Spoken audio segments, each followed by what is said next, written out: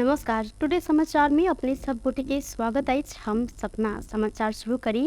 नवनियुक्त मुख्यमंत्री के आज विश्वास के मत प्राप्त भेल, मुख्य प्रशंसा।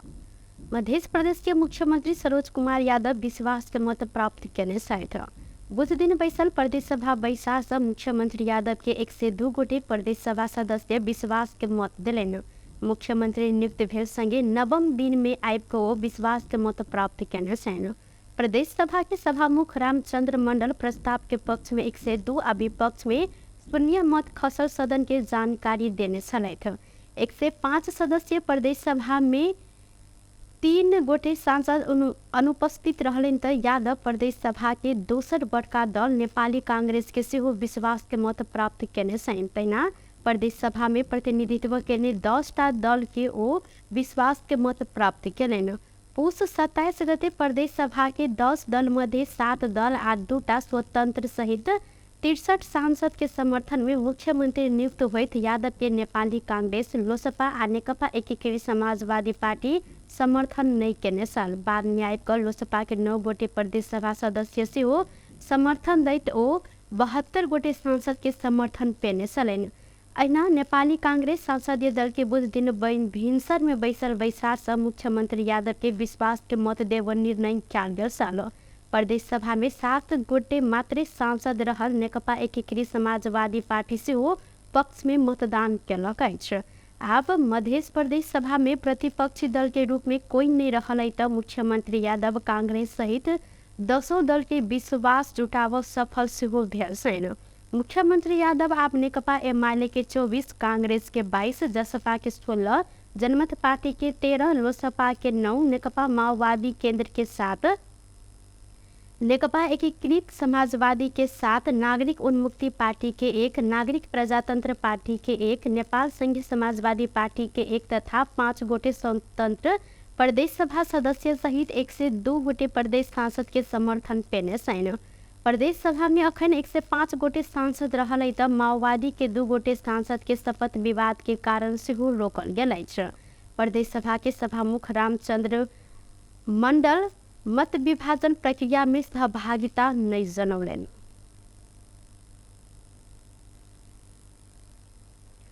पोखरा में भेल एटी एयरलाइंस के ATR विमान दुर्घटना संबंध में अध्ययन करय लेल फ्रांस से आयल विज्ञ टोली घटना स्थल में पहुंचल अछि।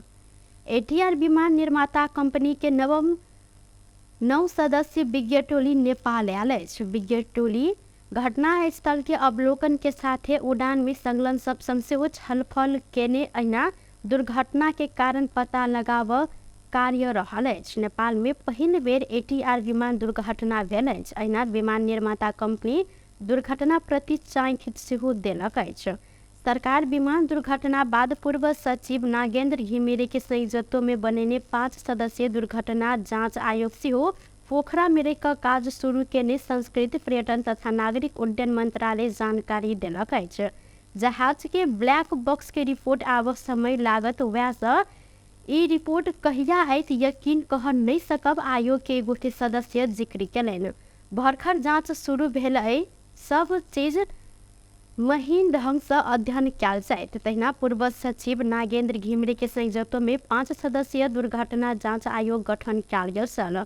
आयोग सदस्य में हवाई विज्ञ के रूप में नेपाली सेना के अवकाश प्राप्त उपप्रमुख दीपक प्रसाद बास्तोला आ अवकाश प्राप्त कैप्टन सुनील थापा रहल छथि। आयोग के सदस्य में हवाई मरम्मत विज्ञ एकराज जंग थापा, आयोग के सदस्य सचिव में संस्कृति, पर्यटन तथा नागरिक उड्डयन मंत्रालय के सह सचिव बुद्धि सागर लामिछाने सेहो रहल छथि।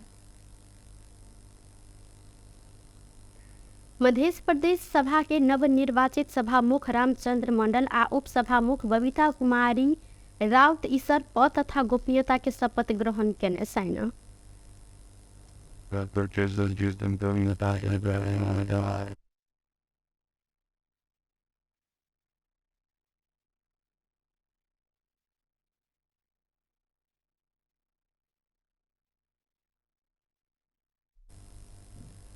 आई बुध दिन भिनसर मध्य प्रदेश प्रमुख हरिशंकर मिश्र सभामुख मंडल आ उप सभामुख ईसर के पद तथा गोपनीयता शपथ ग्रहण करौलनि। उप सभामुख ईसर हिंदी भाषा में शपथ सेहो लेने छलनि। शपथ ग्रहण समारोह में मध्य प्रदेश के मुख्यमंत्री सरोज कुमार यादव मंत्री लगायत के सहभागिता देखल गया। साल बीतर मंगल दिन बैसल प्रदेश सभा बैसार में मंडल के सभामुख में चयन किया जायत कहत प्रस्ताव के पक्ष में 74टा मत अर्थात बहुमत सदस्य के समर्थन प्राप्त भेल। सन 107 सदस्यीय प्रदेश सभा में 103 गोटे मत विभाजन प्रक्रिया में सहभागिता जनौने छलैन। मंडल के सत्ता गठबंधन दल एमाले, जसपा, माओवादी केन्द्र, जनमत, लोसपा, राप्रपा, नेपाल संघीय समाजवादी पार्टी आ स्वतन्त्र सांसद सबके सेहो समर्थन रहल सन। प्रदेश सभा के सभाध्यक्ष ज्येष्ठ सदस्य गोविंद बहादुर नेउपा ने मत विभाजन प्रक्रिया में सहभागिता नहीं जनौलैथ। सभामुख में चयन होब 52 मत आवश्यक रहल में मंडल के पक्ष में 74टा मत गिरल सन। इनकर विपक्ष में 29टा मत गिरल त अहिना जनमत पार्टी के उम्मीदवार बबीता कुमारी राउत ईसर के उपसभामुख में निर्वाचित किया जायत कहत इनकर पक्ष में 72टा मत प्राप्त भेल सन। इनकर विपक्ष में सेहो 29टा मत गिरल सन। उपसभामुख के निर्वाचन प्रक्रिया में 101 गोटे सांसद के सहभागिता जनावल गया सन। प्रदेश में एमाले के 23, कांग्रेस के 22, जसपा के 16, जनमत के 13, माओवादी के 7, लोसपा के 9, नेकपा एकीकृत समाजवादी के 7, राप्रपा के 1, नेपाल संघीय समाजवादी के 1 आ स्वतंत्र 5 गोटे सांसद रहल अछि।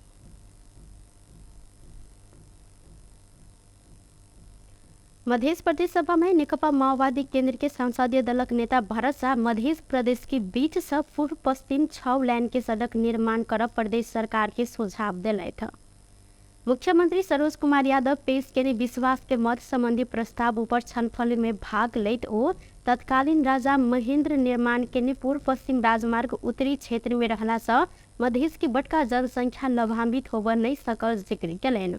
ओ प्रदेश सरकार 200 मीटर ढलान बाट तथा नाला निर्माण में नहीं उलझे अहू पर स्पष्ट कयलनि। ओ प्रदेश सरकार के साधारण खर्च कटौती क विकास खर्च बढ़ाव दिस ध्यान देव पड़त अही पर ओ जोड़ दिलैथ। पर्सा में 2 गोटे हुंडी कारोबारी के प्रहरी नियंत्रण में लेने आए।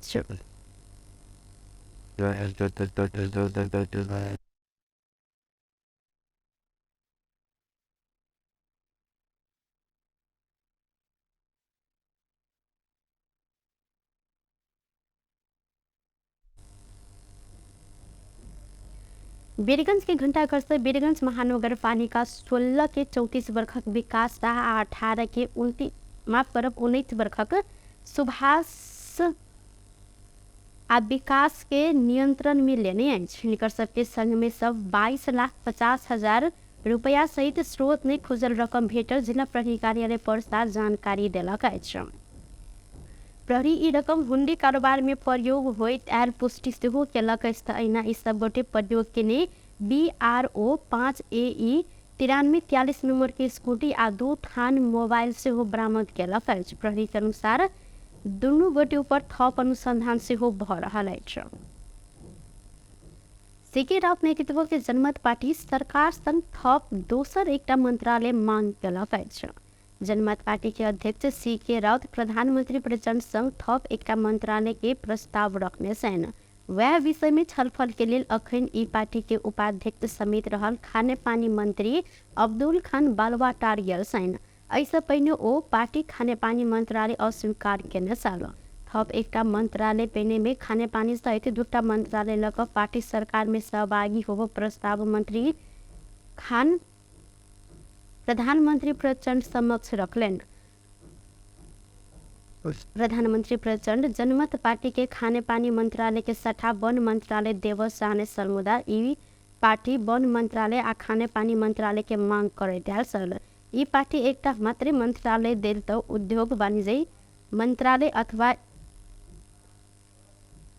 अही प्रकार के दोसर मंत्रालय देव मांग रखलेन। ओ 2टा देल गेल तो खाने पानी आ वन मंत्रालय के मांग रखैत आयल तो वह प्रस्ताव लक जनमत पार्टी के उपाध्यक्ष एवं मंत्री खान बालवाटार पहुंचल छल। मंत्रालय के भागवंडा मिलल तो सरकार में सहभागी है नहीं तो समर्थन फिरता लेब अवस्था में जनमत पार्टी पहुंचल अछि। भारत से भन्सार छली कऽ नेपाल आनल गेल 35 लाख से बेसी के सामान धनुषा प्रहरी बरामद केलक अछि। बरामद भेल सामान जनकपुर भन्सार कार्यालय के बुझायल गेलै तऽ जनकपुर धाम उप महानगरपालिका 25 लोहना में रहल सड़क खंड से 6,36,300 बराबर के किराना के सामान सब नियंत्रण में लेल गेल। जिला प्रहरी कार्यालय धनुषा के प्रहरी नायब उपरीक्षक प्रदीप बहादुर छेत्री जानकारी दिलैन। वो अही क्रम में प्रहरी J1H3781 नंबर के ऑटो रिक्शा चालक जनकपुर धाम उप महानगरपालिका 25 के संतोष झा, धनुषा के धनौजी गाँव पालिका 3 के जाहिर नदाफ के समेत प्रहरी नियंत्रण में लेलेन। अहिना जिला के औरही गाँव पालिका 2 में भारत से अवैध रूप में भन्सार छली चोरी कऽ बाघ P0227 6542 नंबर के पिकअप गाड़ी में पापड़ लगायत के सर सामान लोड कऽ नेपाल दिस आनल गेल अवस्था से प्रहरी टोली चेक जांच करैत सामान सब आवश्यक बिल बिजक नहीं रहला के बाद नियंत्रण में लेने जानकारी देलक अछि।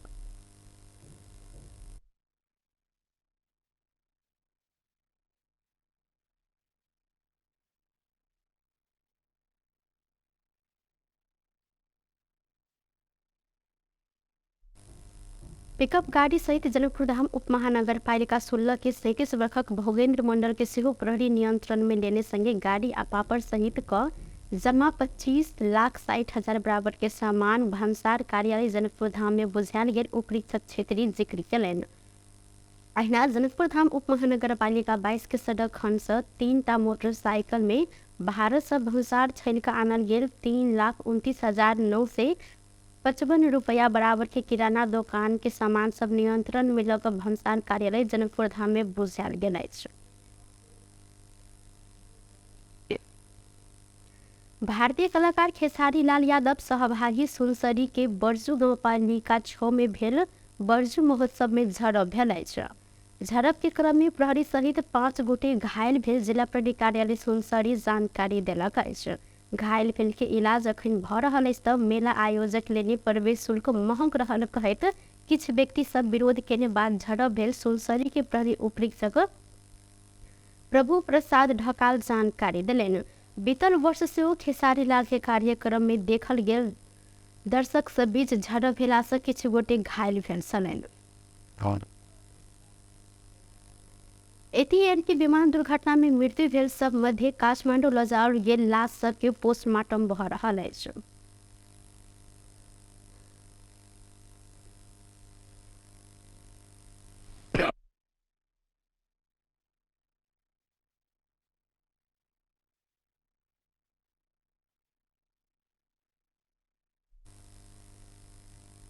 पोखरा से काठमांडू के त्रिवी शिक्षण अस्पताल में 48 लाख के परीक्षण भऽ रहल अस्पताल जानकारी देलक अछि। लाश पहचान में कठिनाई रहला से डीएनए परीक्षण कऽ परिवार के बुझब तैयारी कयल गेल अछि तऽ मृतक के परिवार के आवश्यक जानकारी आ समर्थन कऽ शिक्षण अस्पताल में प्रहरी के सहायता कक्ष स्थापना कयल गेल अछि।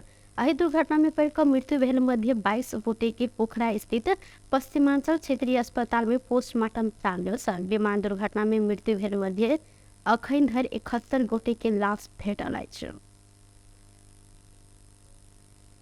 प्रधानमंत्री पुष्पकमल दाहाल प्रचंड नेतृत्व के सरकार पूर्णता पेनी संगे मंत्री परिषद के पहिल बैसार शुरू केलक अछि। सिंहदरबार स्थित प्रधानमंत्री तथा मंत्री परिषद के कार्यालय में बैसार शुरू कयल गेल। प्रधानमंत्री के सचिवालय जानकारी देलक है। प्रधानमंत्री प्रचंड मंगल दिन 23 सदस्यीय मंत्री परिषद विस्तार केने छलनि तऽ जाहिमे 12 गोटे मंत्री आ 3टा राज्य मंत्री थप कयल गेल छल।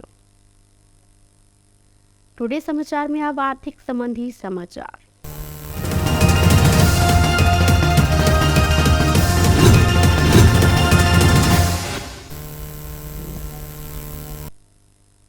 सोन चांदी बाजार में आई सोन के दाम 600 रुपया से घटल अछि। मंगल दिन प्रति तोला 1,05,100 रुपया में कारोबार भेल। सोन के दाम आई 1,04,500 रुपया निर्धारण कयल गेल अछि।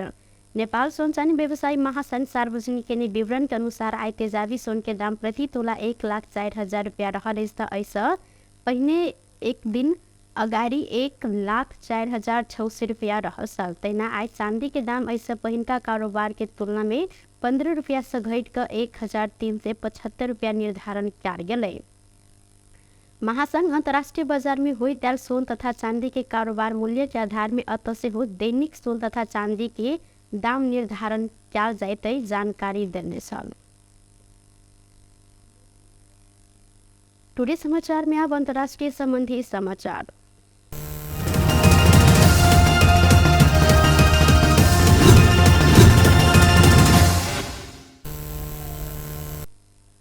यूक्रेन में भेल हेलीकॉप्टर दुर्घटना में एतऽ के आंतरिक मामिला मंत्री डेनिस मोनास्टर सहित 16 गोटे के मृत्यु भेल अछि। राजधानी कीव के पूर्वी उपनगर में धिया पुता पढ़ैत आयल विद्यालय लग हेलीकॉप्टर खसल सल। मृत्यु भेल में 2 गोटे धिया पुता सेहो रहल अछि तऽ 10 गोटे धिया पुता सहित 22 गोटे घायल रहल आ हिनकर सबके इलाज अखन अस्पताल में भऽ रहल बीबीसी जानकारी देलक अछि। दुर्घटना में पड़ल हेलीकॉप्टर यूक्रेनी आपातकालीन सेवा के रहल प्रहरी प्रमुख इहोर क्लेमुक जानकारी सामाजिक संजाल मार्फत देने सन। हेलीकॉप्टर खसल बाद विद्यालय के धिया पुता आ शिक्षक के सुरक्षित स्थान में सारल गेलै। बेस्ट टुडे समाचार अखन के लेल एतबा। दोसर समाचार लऽ कऽ उपस्थित होबेटा करब तखन देर के लेल हम सपना विदा मांगे छी। देखैत रही टीवी टुडे जनकपुर। नमस्कार।